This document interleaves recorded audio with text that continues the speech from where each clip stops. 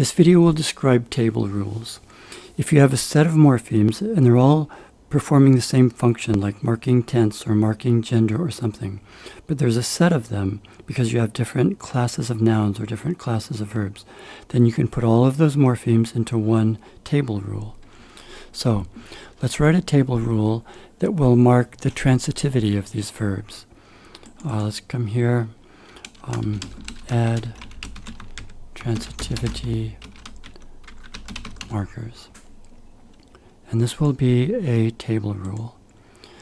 So let's do prefixes first. A table rule can have up to 100 rows and 50 columns. It starts right now with just one cell. Let's double click on the header and you type the name up here. You can enter your own text up here. You can type the name. Or if you want to click on one of these cells, then that will be copied up there and that will become the name. So I clicked on transitive and that's copied up there. So let's make this first cell apply to transitive verbs. And if you rest your cursor up here, you'll see it applies to transitive verbs. And let's say transitive verbs begin with the tra suffix, a tran prefix, okay? We'll say tran. That's the prefix for transitive verbs. Let's add another column. This will be for intransitive verbs. So the name is intransitive, and this will have a prefix of in for intransitive. Let's add one more column. This will be for ditransitive verbs. We'll add a prefix of di. And let's enter a name for the row. We'll call it transitivity markers.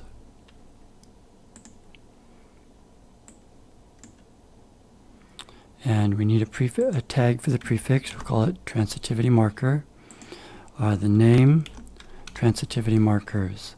So this is a very simple table rule, just one row and 3 columns.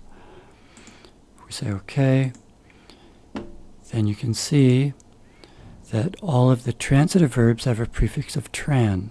The intransitive verbs have a prefix of in, etc. The ditransitive verb has a prefix of di. Let's go back and change the table rule. Instead of a prefix, let's make it a suffix. And we'll keep everything else the same.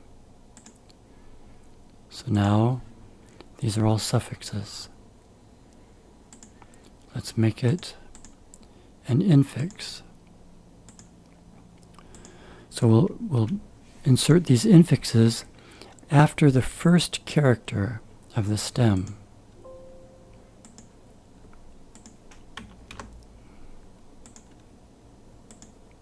So now we see that after the first character, we get the appropriate infix. Or we can change it.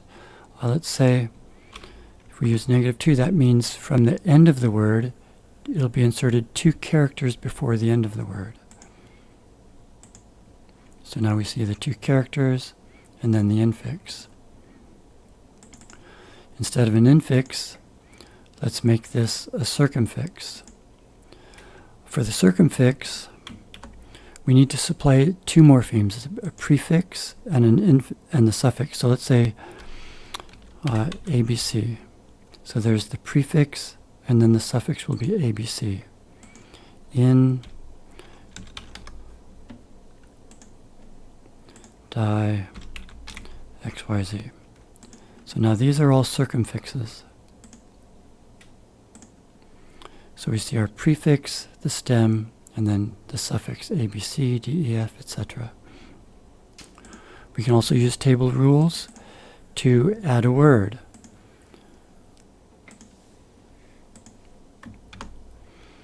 Let's get rid of these.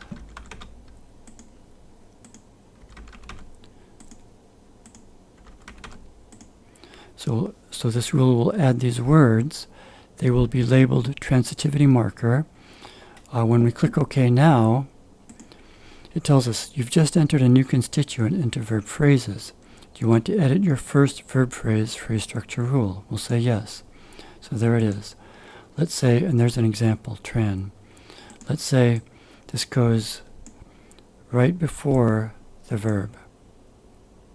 So this phrase structure rule will position this new word in the verb phrase. And now we see we have these new words, tran for transitive verbs, in for intransitive verbs, etc. So that's a very simple example of a table rule. You can have up to 99 layers. You can import these rules from Word documents. You can add layers and delete layers, etc. We'll have much more complex table rules over in the grammar. There we'll deal with pronoun rules, and they'll have multiple layers and so on.